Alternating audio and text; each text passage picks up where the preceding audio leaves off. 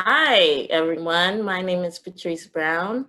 Thank you all for joining us. I'm so excited to hear from today's amazing panelists, four women who are breaking ground in technology and innovation. As a member of the Women's Build Council, I am proud of how we have all come together and will continue to work together as a community. And as a home buyer myself with Habitat NYC, I'm grateful for all the information and resources I've been able to access to bring my home ownership dream to life. Okay. Being part of the Women's Build Council has helped me network with amazing women who are as passionate as I am about positive community development. And being able to actualize my dream as a home buyer has inspired me to share my knowledge about Habitat NYC with other individuals seeking to one day become a home buyer in NYC. So Habitat NYC has provided me with the much needed support during my home ownership journey. And as we know, living in NYC is very expensive, and trying to own a home at market rate can be unattainable. So I'm happy to say that with the help of Habitat, I will become a homeowner. So the first thing I'm gonna do when I move into my home is to celebrate. Like many of you, I haven't been able to see a lot of my family members as often as I wish due to COVID. So having a celebration will be a great reason to bring my family together, and I can't wait for that moment. So we have about 350 women joining us today.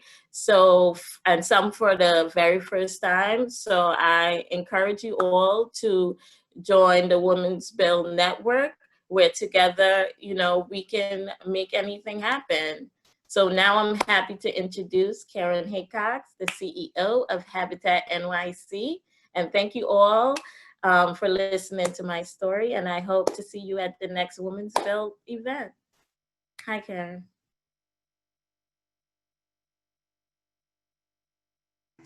That is awesome. There is hi everybody, my name is Karen Haycox, and I have the good fortune of being the CEO of Habitat for New York City.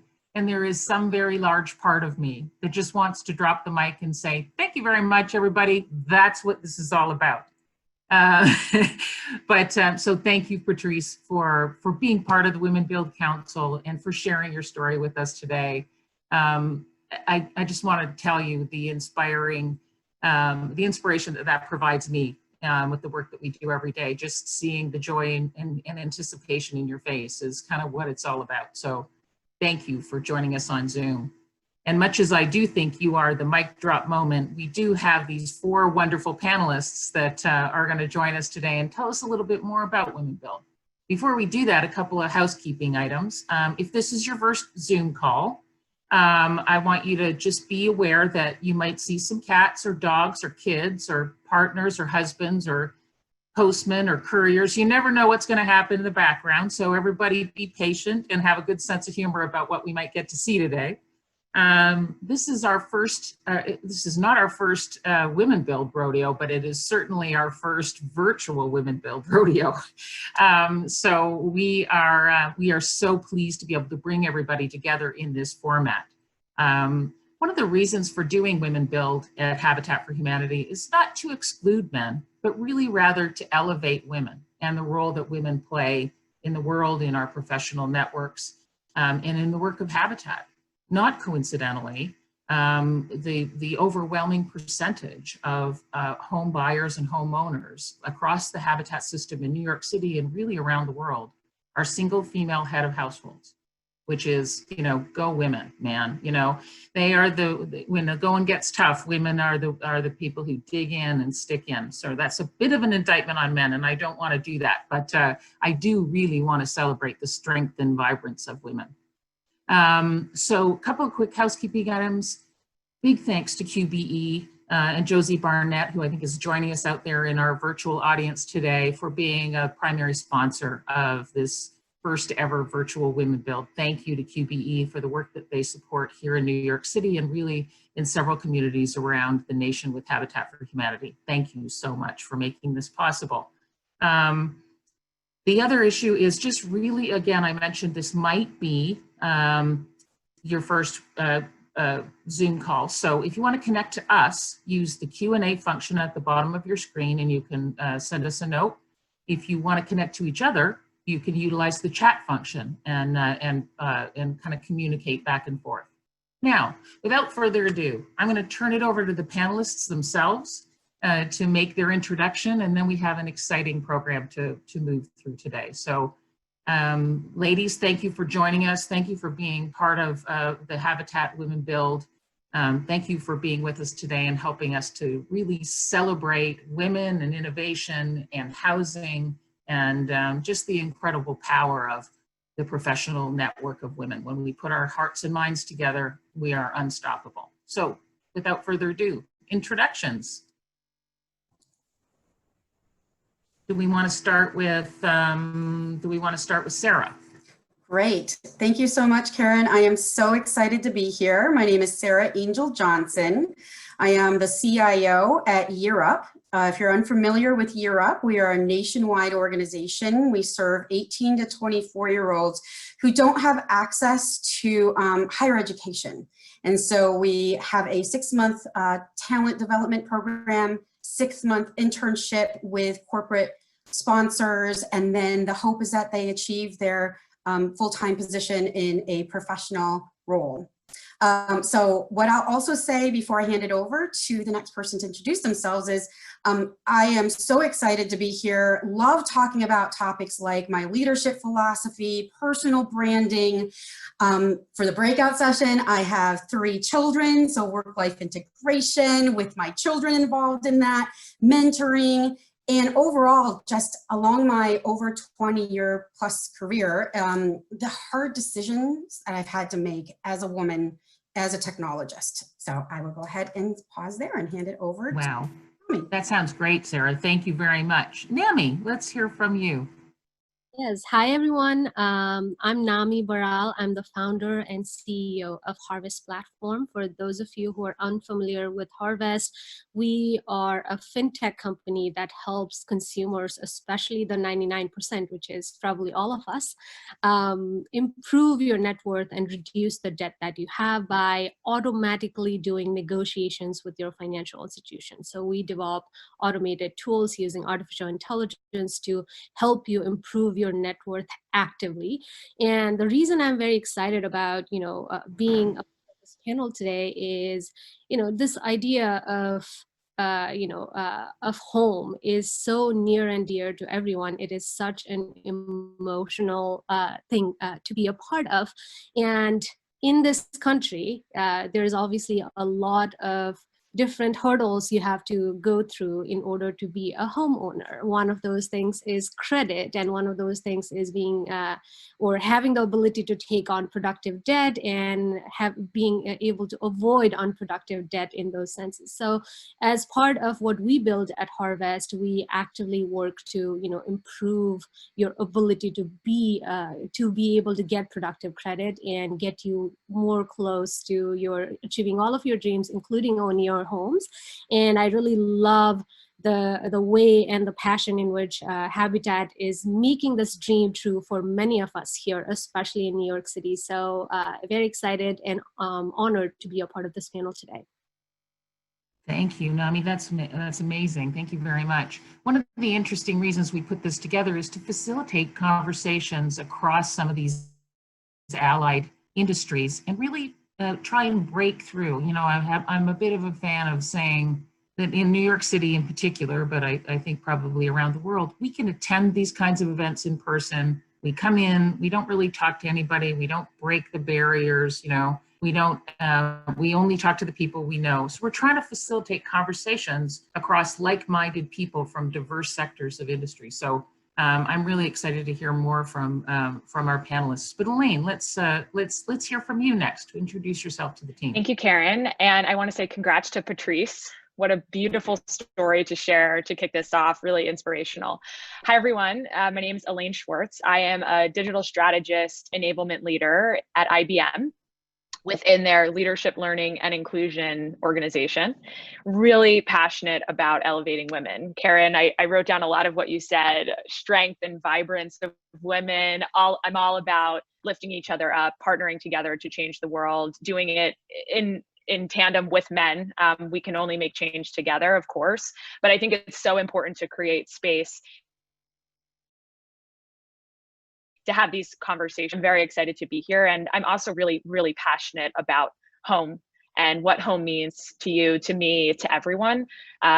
Home is where my love is. Home is where I bring people into my life, I mean, what's very cool about this is you are in my home, and this couldn't happen in person. And so we're getting a glimpse into each other's lives, which I just think is such a beautiful thing, and very excited to be here and honored to be with these incredible women today. So thanks, Karen. Thank you, Elaine. Thank you very much. I couldn't agree more. I couldn't agree more. I think that's one of the blessings probably of Zoom, is that we get to see each other in an informal way and make connections that we wouldn't perhaps otherwise make if we were sitting across from each other at a boardroom table. And so in some ways it's been funny and there's lots of funny stories, and there's lots of technologically challenging stories, but it's an interesting time, certainly. And last but certainly not least, my friend and professional colleague, Sharmi, who I don't say I talk to Sharmi every day, but I talk to her pretty often. So I'm excited, Sharmi, to introduce you to the group in our virtual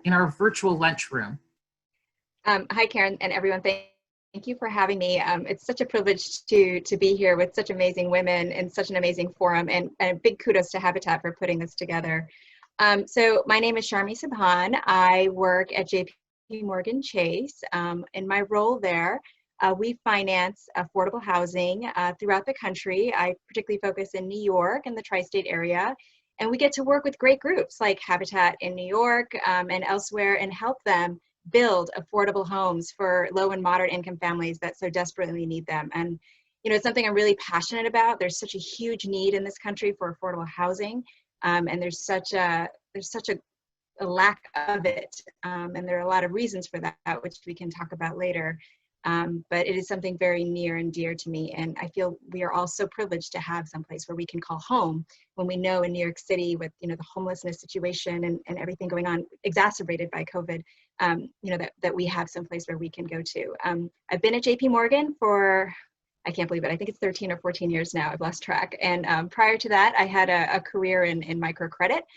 So I'm also happy to talk about career transitions and how that works, but really excited to be here and part of this forum. Thank you for being part of this group, and thank you for all that you do for Habitat every day.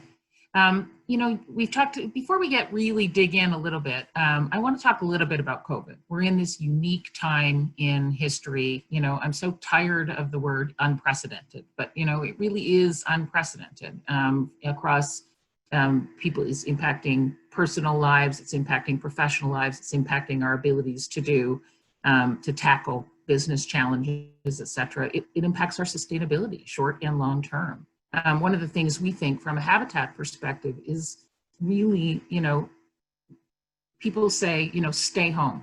That has been the clarion call, stay home. And for Habitat, it is so critically clear to me that home is not always a good option for so many people. And I think that it has really, this pandemic has in essence pulled back the covers for us in terms of being able to tell our story about affordable housing. But I'm curious really about the impact on all of you and kind of on your sectors and on you, and how you're responding in this unique time in history to keep things moving forward. Sharmi, let's start with you, if you don't mind. Sure.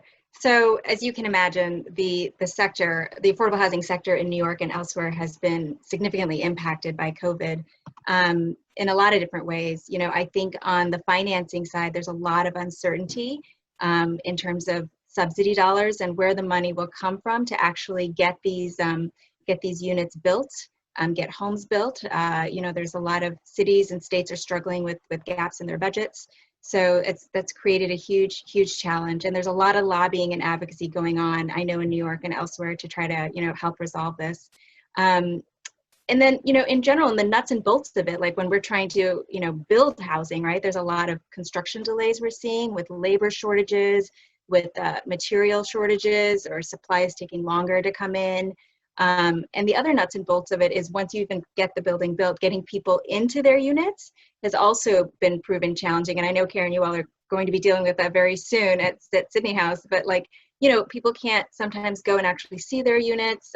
Even if you qualify for a unit, maybe when you applied for it, maybe your income has changed, or maybe, there's just so much uncertainty on so many levels. But the affordable housing industry is resilient and is still moving forward, and there's still a commitment, at least in New York and the city at state levels. And I think folks are being creative in how to kind of overcome some of these challenges, which I'm happy to talk about later. But yeah, definitely impacted by COVID, but people are thinking creatively about how to get around some of the challenges. Thank you for that, Charmy. You're absolutely right. And as each of us, as we tackle our unique fields, how do we stay productive? How do you stay engaged and productive? Any thoughts on that, Elaine? How are you tackling, life during COVID? I'm really interested to hear from you too, Sarah, and from you too, Nami. But it's really, how are we all handling it? I'm in isolation here in the northeastern Pennsylvania area in my little cabin in the woods that I'm ever grateful for, and recognize the privilege that I have this place. And I'm going a little bit stir crazy and kind of a little bit tired of the committee meetings in my head, and very grateful for the connectivity that's available to us through Zoom. But I am genuinely curious how each of you are coping, both personally and professionally in this time. Yeah, I think all of us are struggling on a lot of different levels. Brene Brown, one of my favorite people on earth, did a podcast called FFTs. I will not speak out the acronym for you, but if you Google it, it's blank first time. And she talks about how this is all our first time going through this crisis. And it's hard and there's no path. And so from the beginning, I took a mental step and I said, I'm not waiting for this to be over. I'm just going to lean into the discomfort, because if we wait for it to end, we will be disappointed at every turn. And I knew for me, I had to almost like categorize, Karen, what you talk about. Like, I'm very fortunate. I have a home I'm able to be in. I have a fiance. We actually really get along. We found out because I used to travel all the time for work, and this is the longest we've ever been together. And so that's been an interesting journey. But, in my own space, it's about routine, but also being kind to myself when I can't hit my routine. So I try to wake up much earlier than my day starts to at least move around.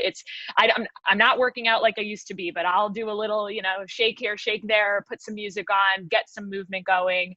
I'm big into mindfulness practice, a meditation.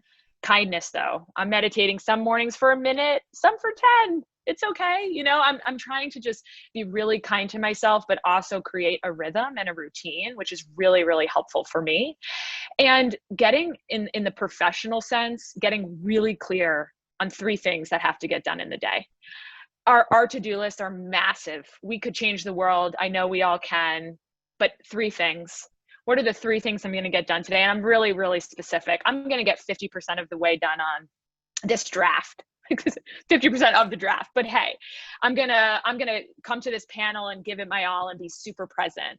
And I'm gonna respond to this email that's been on my to-do list for, forever.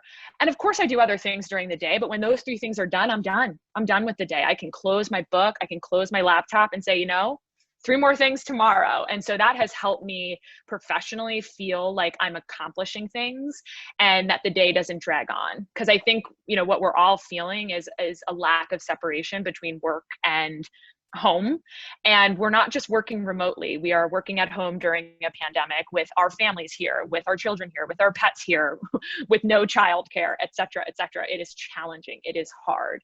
And so I think the kindness to myself and kindness to others is really important. And, you know, putting my mask on and getting outside, a change of scenery, like really just trying to push myself. I don't want to. I'll go stints like 72 hours without going outside. And I'm like, it's time, just do it. So yeah, those are some tips and tricks that, you know, I'm using specifically to try to keep myself sane in some ways, and also acknowledging that this is hard and it is our effing first time, and that's okay. And, you know, let's connect about it. Let's talk about it, and, you know, be a little bit more human. That's been the beautiful part of this, is I find everyone's a little bit more human at work. Everyone, you know, friends are connecting on different levels. And so taking it with grace as best I can, but you know, that's me, and that's how I'm trying to cope with it, Karen. I'm finding myself, thank you, Elaine. I'm finding myself grateful that this is being recorded so I can go back and listen to that advice, you know.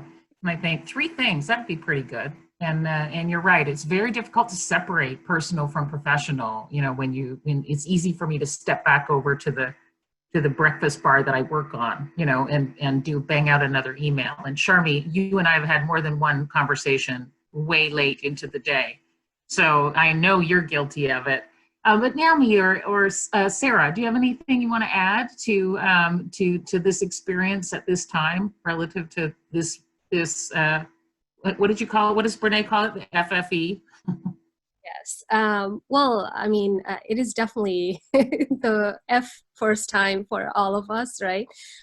For me, especially, this has taken on a new meaning, because I do feel like, you know, in the financial technology sector, especially when you're dealing with a startup and with the venture capital community, there's already so many hurdles that women face, you know, just to be taken seriously. Now, you know, that's coupled with, you know, just having to, you know, take care of children, or just, you know, do everything from home. So for me, you know, personally, I have, you know, just been shameless about, you know, asking for help from the resources around me. You know, right now I'm stationed at my parents' home because they can take care of my 11-month-old while I'm doing this meeting, right? And, you know, honestly, it is one of those things that I would have felt uncomfortable about before, but these days I feel like this is the way to go. We have to hold on to the resources that we have. And professionally, it has, you know, I think also opened up empathy for people who were previously not used to those kinds of things, right? Women generally tend to be the principal caretakers in their homes, and most, you know, often, like, women are the ones who have to work from home a little bit more, and, you know, take care of children and elderly and everybody. And at that time, you know, women did not used to, you know, get that, like, you know, cutting of slack that, you know, I think these days people tend to appreciate the work that women do at home, because they themselves are realizing just how difficult it is, right? So when I'm in investor conversations with, you know, people who were never in in my shoes before, are actually realizing how hard it is and how amazing it is that women are able to take it, you know, to handle all of those things at once, and how our leadership skills shine through these, you know, different difficult scenarios that we have always been used to just tackling on our own. So in a way, there is that, like, you know, I guess positivity and like light at the end of the tunnel, that, you know, this is exposing empathy and like making more people empathetic towards what women had always been used to. At the same time, like Elaine said, it is hard, right? Like, there's no question about how challenging and how difficult it is, and it might go on for a long time. So the best thing we can do for ourselves is just be kind to ourselves, and also, once again, be shameless in asking help and using the resources around us. That's amazing. Thank you for that. You know, use the resources around us, ask for help, and focus on kindness. I mean, that's amazing advice. Thank you for saying that. Sarah, what about you? How are things for you, and what are your observations at this unprecedented time? So tired of that word. I know, and I'll use another word that we're probably all tired of, which is our new normal. I know, but in that word, I have found some silver linings in that phrase, and it's somewhat of what I apply at home around those silver linings that I want to keep doing regardless of pandemic or not. For example, with my 3 kids and my husband, we have started a Saturday Scatterday, Sunday Fun Day. That's what we're calling it. So Saturday Scatterday is we kind of go off in our own little pairs and we plan things on Saturday Scatterday. And Sunday Fun Day, we have our kids plan like something all together as a family. So like finding those silver linings, and that I don't think would have happened if we weren't in this new normal. I know it's such a tired term, but just trying to find those silver linings. And the other thing I would say here that also then bridges to the way that my company is changing follows along the lines of what Elaine had said around like, what are the top 3 things? So we've been firefighting at Europe in a way that, so we have about 4,000 to 5,000 students nationwide at about 27 locations. They all shut down, right? So how do we still teach them in a virtual environment? So as a CIO, I moved from, delivering these really cool AI digital solutions to, we need to ship thousands of laptops to students right now before we go on lockdown. And we need to get them all enabled on Zoom, and we need them to be engaging and interacting with the curriculum, and also their internships too, where their companies don't know what they're doing either. So because of the firefighting, the one thing that I'll say that's been really helpful professionally and personally is similar to what Elaine said, but it's Kanban. If you haven't heard of it, I'll type it into the chat. My goals for my IT team and digital innovation across Europe is no longer existing for 2020. So we handle it in a Kanban way where what's today, what's tomorrow, what are my roadblocks, and what's in my queue. And you just move the cards along. And that's also how I manage my family now. I now did it for home too, and it's been really successful, and I wouldn't have done that otherwise except for this pandemic. So I'll type Kanban in here. Yeah, please do. We won't tell your family, that it's just, what happens in the Zoom room stays in the Zoom room. What they don't know won't hurt you. I don't want to leave this topic before, we're a little over time, but I don't want to leave this topic before I give you an opportunity, Sharmi, to weigh in, because I know you're on vacation.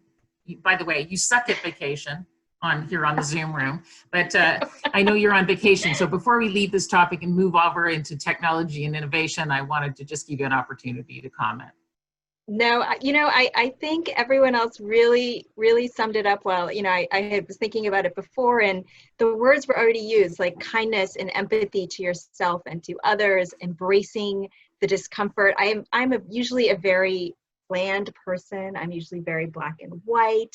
I like to know where my next trip, like everything is very kind of, and you can't do that right now. Everyone's like, how are you handling school in the fall? I have 2 kids, and I'm embracing the uncertainty. I'm like, I don't know, but it'll be what it'll be, and we will figure it out, and it will be okay. Again, like, so all of those things are great. Routine, exercise, finding time for yourself, I'm very bad at this, but trying to disconnect on occasion from the professional and personal, but everything everyone said, I completely agree with. And finding the silver lining and all of it is so key. I was joking with friends the other day. I was like, I've never spent this much time with my children, like, since I was on maternity leave, and they don't remember that. It's been really nice, and Elaine, with your fiance, thank God my husband and I get along. We've never spent this much time together. So, going with it, making it work. It's amazing. Thank you for that. I heard it said that we're not all in the same boat, but we are all in the same storm, and how we are coping and addressing that is, those are great tips. The chat room was lighting up. I could see things, being added as you guys were all speaking. So thank you for sharing that. Let's move to the reason that we're sort of assembled, and we brought you guys together as examples of real leaders in technology and innovation, and as women leaders, no less. So listen, I work in construction and development, which is, I hate gender norms and generalizations, it is traditionally thought of as a male-dominated field. And I think, maybe this is my bias, but I think probably it's fair to say that technology and innovation are also thought of as male-dominated fields. And so I'm curious, how are you coping, or how did you come to this work, or do you find that there are gender challenges or presumptions, if you will. I don't know who wants to tackle that. I'll throw it open and let the technical assistants unmute you as addressed. Anyone want to tackle that question? Nobody. Yes, I'm gonna call I am. on you. I'm happy to. Oh, Elaine will jump in. Thank you. I'm happy to start. So I actually, in coming out of college, which I did go with Monica to Adelphi University in Long Island, I knew I wanted to be in marketing. I loved the field of marketing. I thought the idea of creating a campaign around something was so compelling, so creative, but also had this business sense of like, we have to get it done. What are the logistics? Let's do it. So most of my internships were in advertising, experiential marketing, which is essentially like events or activations. If you see like a Dove truck, you know, not anymore, but doing your hair or something like that. And so I was always really interested in that. And then IBM was recruiting at Adelphi. And I said, well, what is IBM? Like I heard about it in the past. It's a company that's been around for ages, but I wasn't like, what do they do now? And the role they were looking for was a consultant in the technology world, digital transformation. So I spoke to the IBM team. I absolutely loved the conversations and I poked in more and I said, but listen, I really want to go into marketing. And they said, Elaine, you can come work with some of the biggest organizations in the world and help them transform their technology so that they can do better marketing more often. And I was like, oh, that's compelling. Okay. So did a bit more research, spoke to some more people, and I joined the company. And, you know, my first day in, I actually had a very diverse group at the lower levels of IBM. And I think at a lot of organizations, 50-50 for the most part. I mean, we were a lot of women, a lot of men, but as I kind of went up in the ranks and now I've been there 5.5 years, you see the dwindling factor, right? A lot of women stepping out.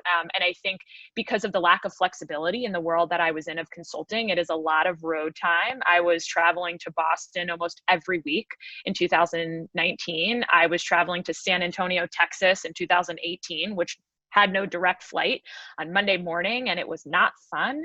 And as a woman who has a child, you know, a young family, it's not really conducive to that life, I think, for any parent. But for, you know, for reasons we all know, the women is the one who typically steps out of that field. And you'll see that the percentages of women, specifically in consulting and technology, decreases, I mean, down to the teens when you get to senior leadership.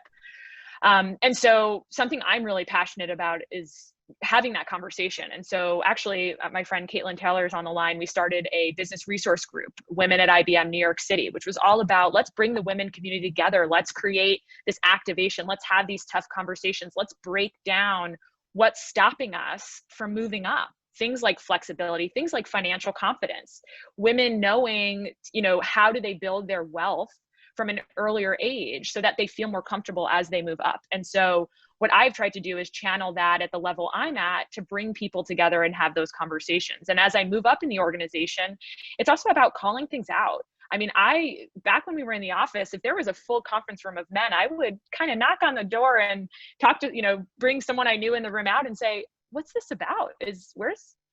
Where are the women?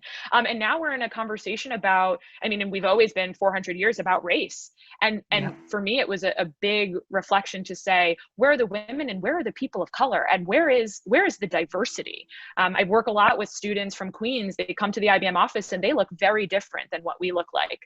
And so now, you know, I'm even more charged to say, where are the Black women in our community? Where are the Asian women in our community? Where's the diversity? And so IBM has been very receptive to it. There's been a lot of action happening at the top to address the change. They released some diversity numbers. They're going to release more. And I'm really trying to pressure where I can because transparency is important. It creates power and knowledge for everyone to act. So I just said a whole lot, but I'm obviously very passionate about it. I'd love to hear, I know Sarah has a lot to say coming from the CIO perspective, and she actually spent a lot of time at IBM as well. So interested to hear what she has to say.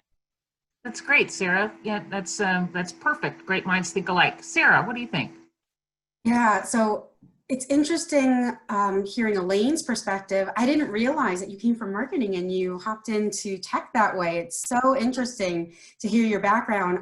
Mine is so different. I was groomed to be an engineer from the time I was born, my father was an engineer in the military. And so I was pretty much told I was going to be an engineer, and it was all I knew.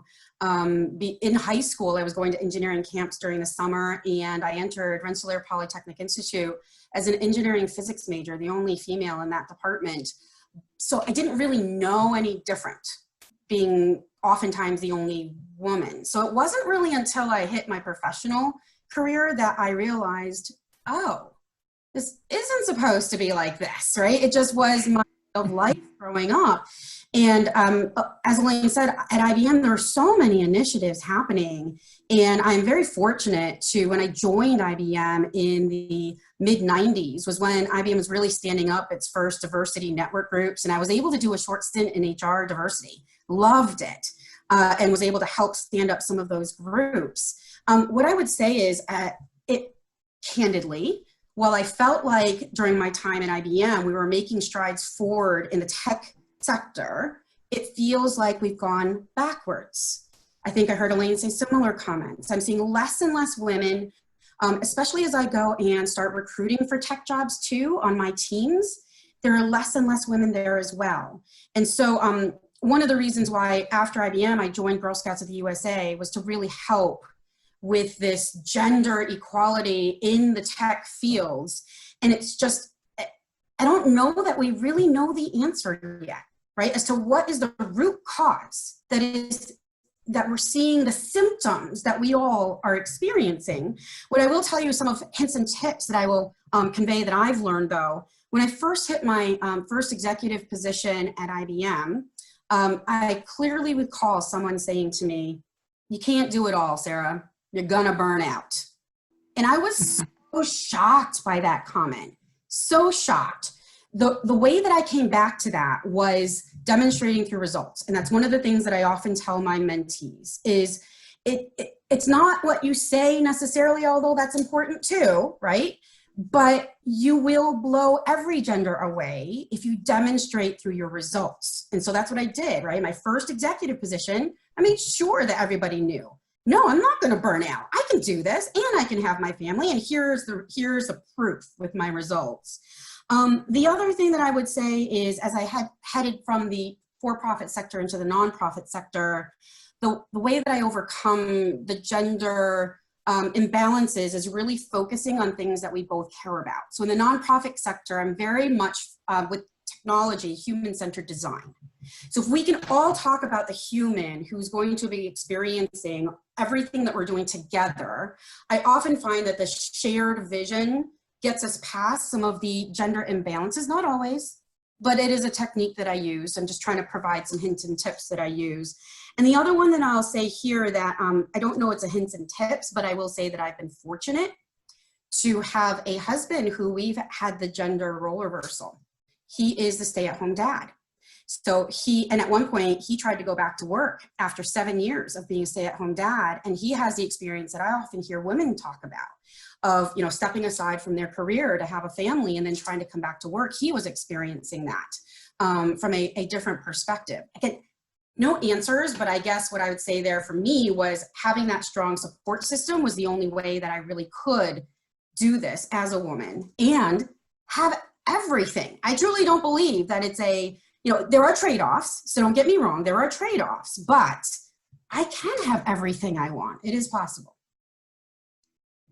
Thank you for that. I think that's so important, and it is important to reflect that, you know, like I said, Women Build is always about elevating women, not excluding men. And I think, and I don't mean to, you know, to say that there aren't exceptions to the rule. And I embrace those kinds of exceptions. I think it's amazing when I am knocked off of my common perception of what the roles might be. So kudos to you, and kudos to all of our partners who make the work that we do possible. Life is about partnership. I mean, Sharmi, anything to add around what drew you into this work, or how did you find your way? Tell us again how you found your way into this work.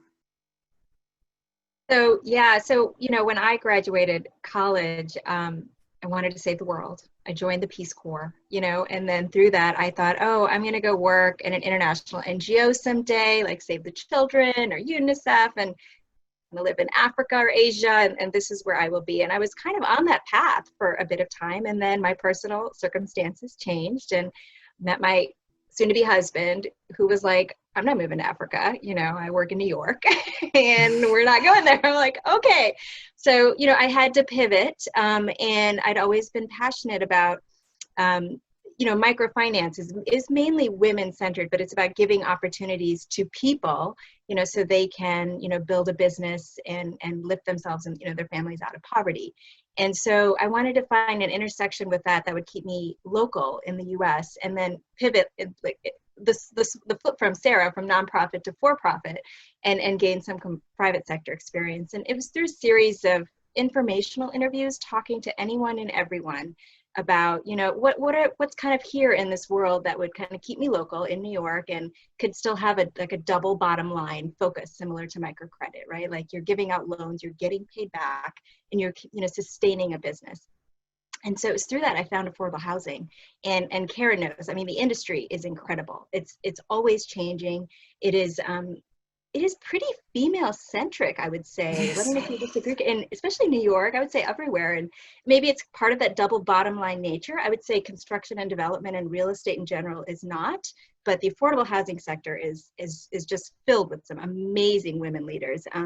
And so, you know, I've really found my niche here. I've really enjoyed the transition, and you know, it's something I feel good about every day. Like, you know, I think everybody in this group feels good about every day waking up and going to work. And, you know, I agree with you, Elaine, in terms of what you said about speaking up and calling it like it is. I do it all the time.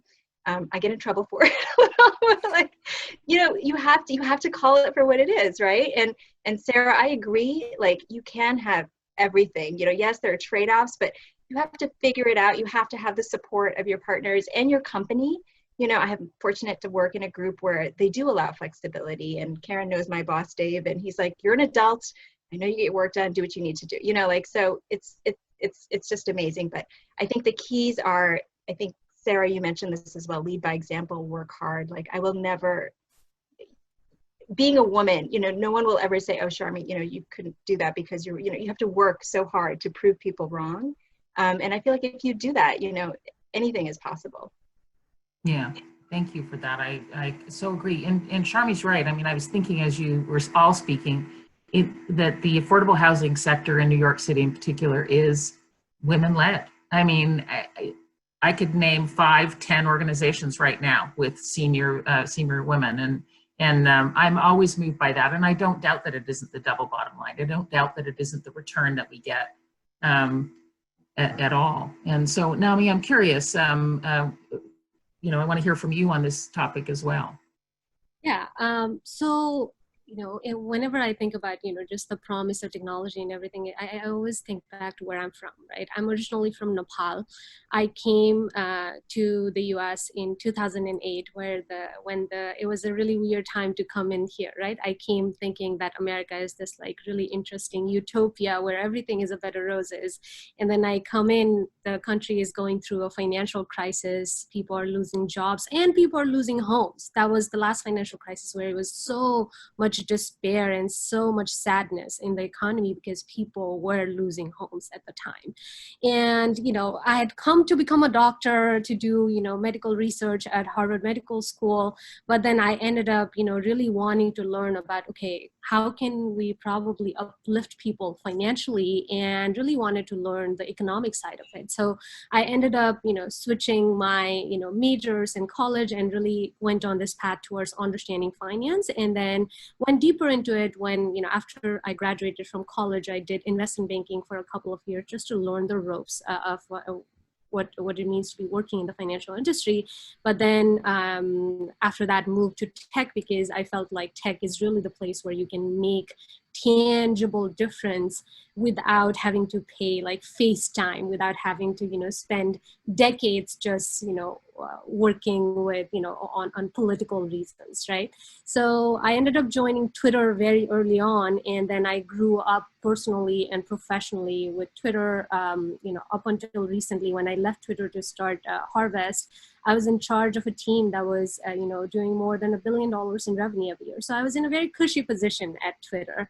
But the reason I left Twitter was because the initial, that feeling that I got when I came to the US, that feeling of despair, sadness, that lack of hope that many people felt, I felt that it increased over the years as income stagnated, but the entirety of America went deeper and deeper into debt, and especially women went into deeper and deeper into debt. They have less savings, they have less investments, they have to work more, they have to take care of more people, they tend to have more bank fees, they tend to overdraft more, they tend to have more in late fees or delayed credit charges, and just in general, this footprint of the economic and financial experiences that the average woman in America was facing were just so much dire, and it wasn't improving at all. And I personally felt like, because I had been fortunate to be a part of so many good and, lucky experiences in my life and the decisions that I made, I felt like, I'm in this position where I can build something. I know how to build something that can help women and most people who are debt-ridden. And I have the means to, hire people and, really get people surrounded with this vision. And so that was really the motivation behind me leaving Twitter and starting Harvest, because I saw an opportunity to really improve the net worth of so many people, and especially women who are currently drowning in debt. And this is the situation, if unmitigated, it is going to continue on for a while. And then, women are just going to get less and less financial opportunities. So, it is the idea of, using technology to advance humanity, and especially females, is something that is near and dear to me, because that's what I, wake up to build every single day. That's amazing.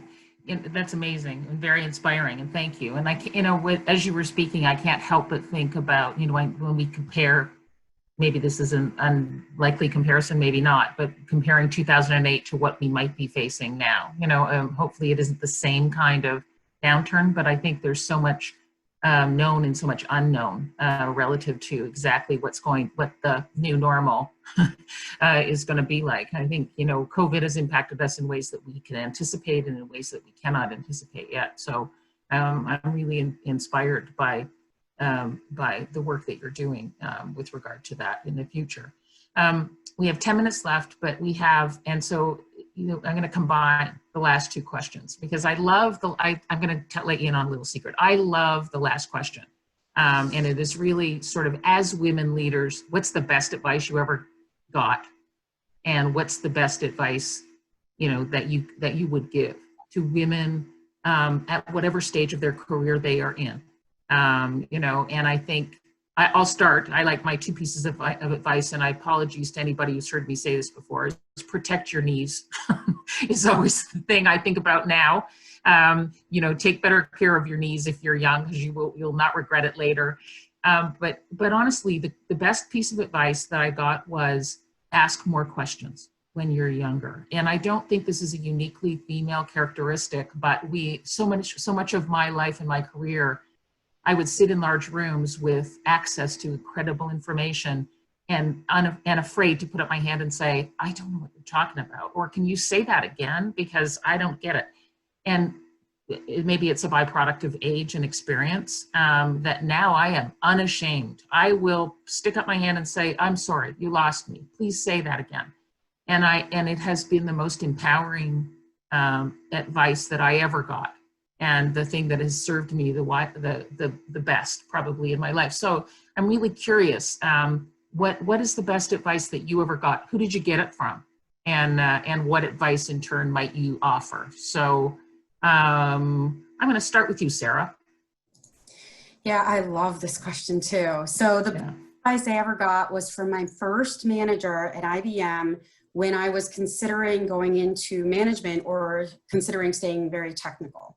And she said, it's not the question that's in front of you. She said, focus on your strengths. You can't be good at everything. No one can be perfect at everything. What are you strong at? Focus on that. And then eventually I realized that ended up becoming my brand. So I'm a transformational change agent in the digital world. And so that is my strength.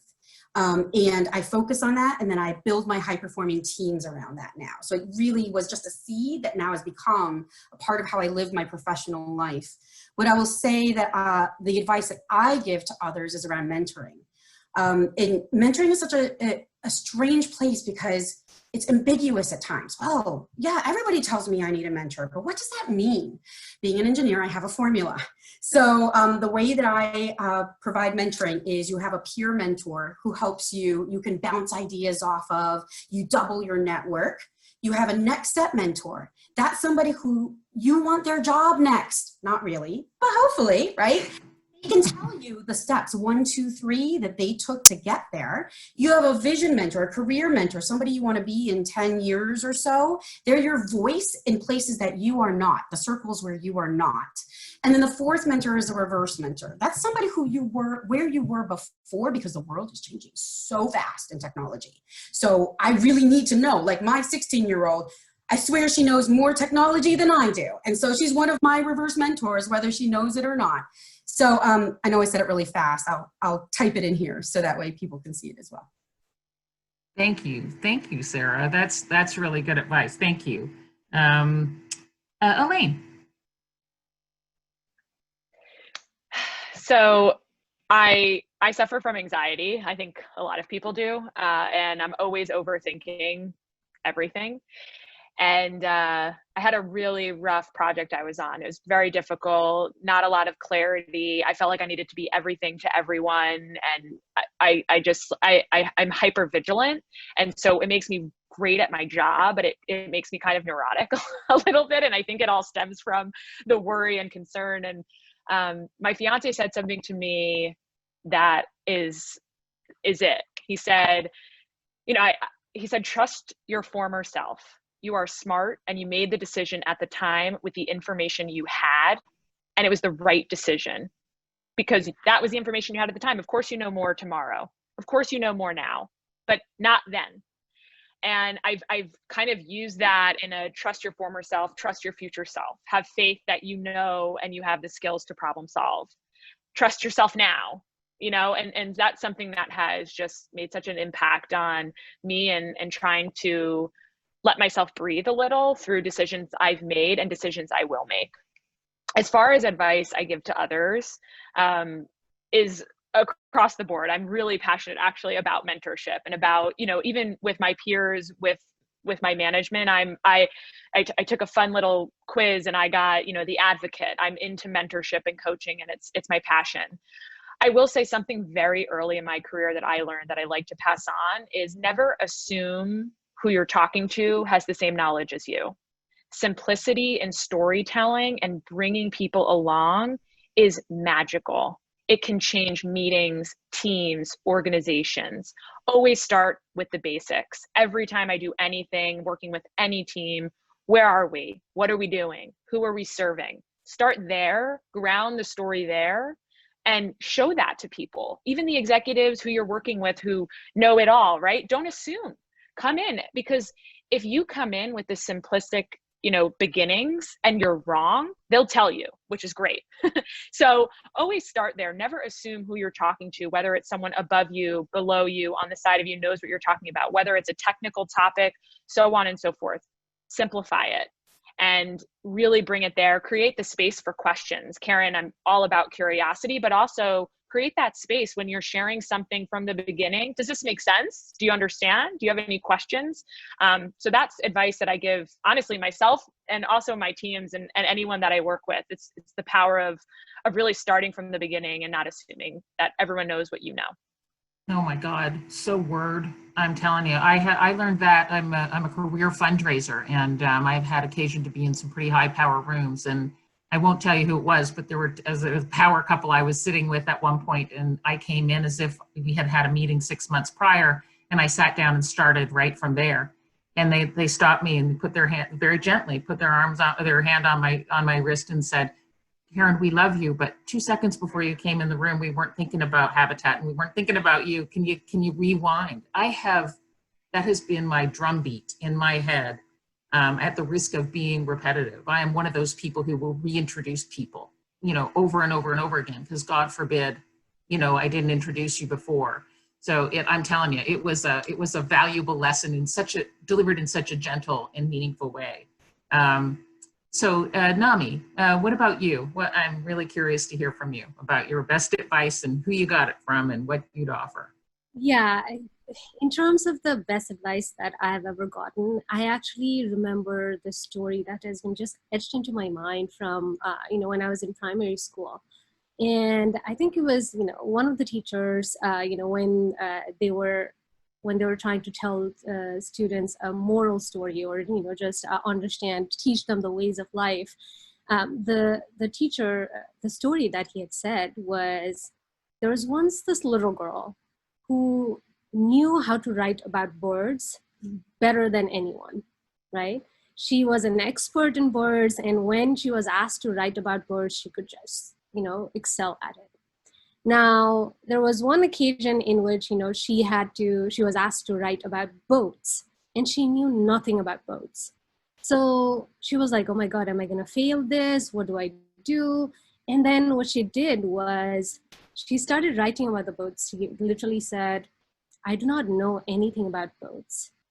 I have seen a boat once, but the thing that I remember from that, one time that I saw a boat was not so much about the boat itself, but I saw a bird sitting on that boat. And then she started writing about the bird, right? And because she was so good at writing about birds, that's the strength she just latched onto, and she ended up, just passing with flying colors. That's something, that was like a primary, primary school version of that story. But today, till this day, I remember that because it was like the earliest advice that I got in terms of just playing to your strengths. You may not choose the situation you are in, but you choose how you respond to it, you choose how you react to it, and you choose how you take yourself with the strengths that you have and apply it to your situation. And I think the best advice that I had ever gotten was, just be like that little girl, know what your bird is and write about it. That's what I'll say to everybody. That's an amazing story. I'm going to remember that. Thank you very much for that. What a wonderful lesson to be woven into a wonderful story. And Sharmi, what about you? I'll keep it brief because I know we're running out of time, but I was a really shy child, like really painfully shy. And it doesn't seem like that now, Karen. I know you've known me for a little bit, but I remember, I think in my 20s, I got some advice. This was one of my first, kind of jobs. It was an older woman, she was running a microcredit organization in Haiti. And, she was like, if you don't speak up and stand up for yourself, no one's going to do it for you. You have to learn to do that for yourself. And I'll never forget it. And it really helped me, whether it was moving into a new job or, yes, I can do this. I know I've never done this before, but I'm perfectly capable of asking for a raise or, challenging, am I getting paid as much as my male colleagues? I tell that to all my female, kind of the younger people we work with. I always let them know, no one is going to pay you more unless you ask for it. No one is going to give you more challenging work unless you ask for it. No one is going to give it to you. You have to, know to speak up for yourself. And I still try to remember that all the time, but I feel like, especially with younger women now, it's you can't forget, it's not going to be given to you. You have to ask. And you'll be surprised how often people say, yes, of course. Yes, you should get paid more. Yes, so that's one. And one of the funnier ones, I remember when I first joined the bank, I had to do credit training, and I loved it. We walked in this classroom, and the woman, she opened it with, no one wants to read your writing, so keep it brief. I don't know how many times you guys have gotten, I'm sure you've all gotten lengthy emails and wordy emails and write-ups and this and that, and I cannot tell you, it was so clear. I remember that now as I'm typing an email. It might be too brief maybe, but keep it short and to the point. No one wants to read your writing, right? And I tell that now to our younger analysts and underwriters, and I don't know if they're listening, but I really took that to heart. I really paid attention to that. Don't bury the lead. That's what I say. I say that to my team all the time. Don't bury the lead, And I had a leader at one point, and it used to offend the heck out of me. And he used to say, but I sometimes say it now, of course. Be brief, be bright, be bold, be gone. That was his mantra, and it was mildly offensive, but it's sort of to the point, right? And the other thing is really, 2 minutes before you walked in the room. I wasn't, I will say to my team, they'll come in and ask me a question about one of the projects, and I'll say, what project, what borough, how many units, what's the question, what's the gap, give me context. Good Lord, give me context, right? And but it's right. Nobody wants to read your writing.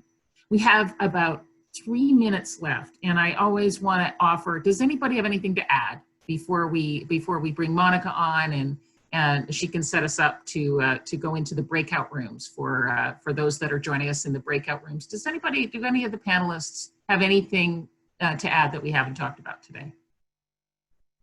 We could go on for another hour. Everybody's shaking their head. One more final thought. Elaine, from you.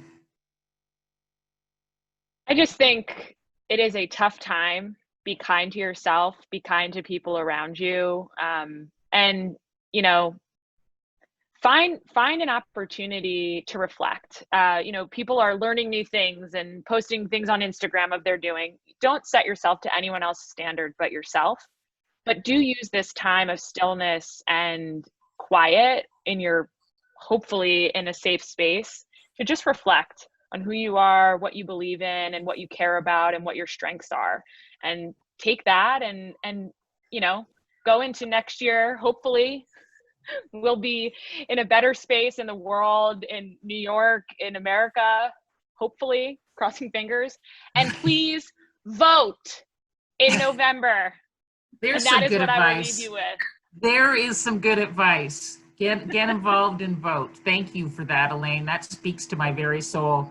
Before I turn the talking stick over to Monica, I just want to extend a personal thank you from Habitat for Humanity in New York City, but certainly from me to the panelists. I can hear the thunderous applause from the virtual rooms echoing out towards us. So thank you for your insights. Thank you for being so generous with your time and your perspectives and your personal stories. We're very, very grateful.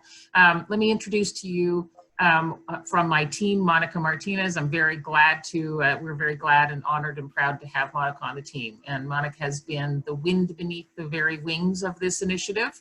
And so if you've enjoyed your conversation today, it is all due to Monica and people like her on my team. So thank you. Take it away, Monica.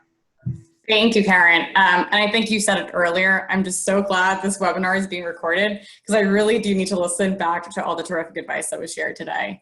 And I also want to echo Karen and just thank the panelists. Thank our homebuyer Patrice for sharing your powerful stories with us today. And I also want to take the time to share some really exciting updates and also information about the breakout room. So very quickly, we're going to be accepting applications for our 2020-2021 Women Build Council the coming weeks. So our council has really been instrumental in the success of our organization, and we're looking to just build on that success and that momentum. So make sure you keep an eye out for that email, or if you know you're already interested, just feel free to reach out to me directly. Secondly, as you can imagine, we are continuing to monitor the health crisis very closely.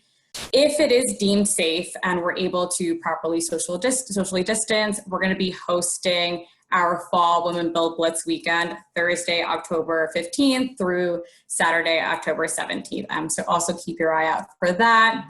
If you are participating in our breakout rooms, make sure that you go to the calendar invite that was sent to you and click on that link. And last but certainly not least, if you would like to make a contribution to Women Build, to Habitat New York City, we're going to have Ricardo, who's also been instrumental in the success of this luncheon. He is going to include a link to the donation page in the chat box. And as you can imagine, your support is really what allows us to continue to fulfill our mission and serve as many families as possible. So, I really hope you consider giving to us today, because it would really mean a lot. So thanks again for joining our very first virtual luncheon. We'll be sharing this recording for everyone, and we'll be in touch with future opportunities.